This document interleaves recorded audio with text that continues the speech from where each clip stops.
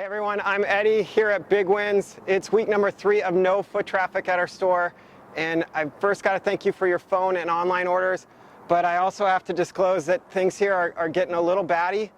We've got TJ, our kite manager today, is trying something he's never done before. He's rigging a windsurf sail because why not?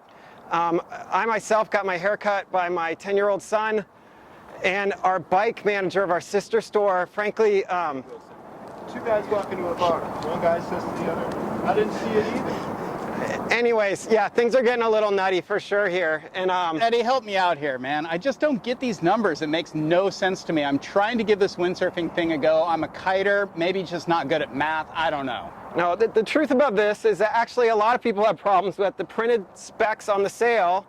You do the math with your extension, you pull the strings, TJ, and guess what? Did it rig right? Is that right? I don't know. No, it's not. I give up. So we're gonna go through some real quick tips for how you can get around this. And admittedly, TJ, this isn't you being a kiter, okay? Okay. This is not that. But what we are dealing with sometimes is how extensions makers and mast makers and perhaps even boom makers measure their things is a little different from one brand to the next. And what you end up with is a pretty murky proposition for looking at some numbers and rigging a sail. Okay, TJ, you've got a sail that its luff length, which is a really cryptic term that tells you how tall the sail should be when rigged, is 377. You've got a mast that is 370 centimeters. So in theory, you should only need 7 centimeters to pull it taut and make the sail rigged right. Well, to your credit, you added 7 centimeters of extension.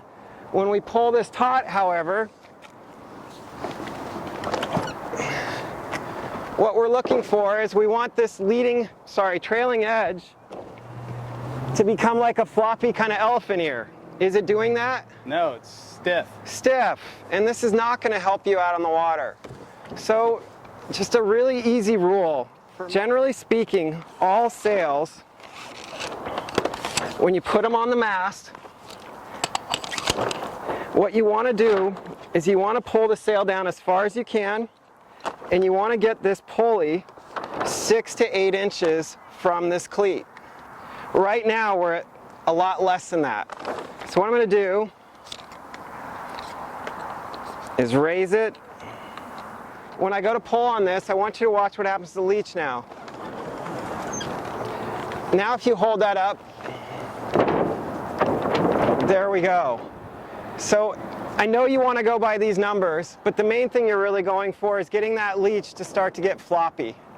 And generally speaking, 6 to 8 inches when you pull the sail down with your hand is kind of the magic amount. The bigger the sail, the closer. If it's a free ride sail, for example, it's generally about 8 inches from the pulleys to the cleat.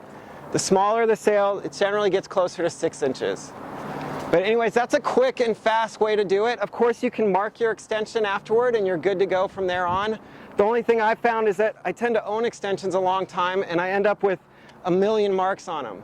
So if you want a simple and easy visual example, pull the sail onto the mast, get the pulley 6 inches from the cleat, somewhere between 6 and 8, give it a pull, and my bet is you will be ready to sail. Thanks so much for joining us from Batty Big Wins. More strange things to come.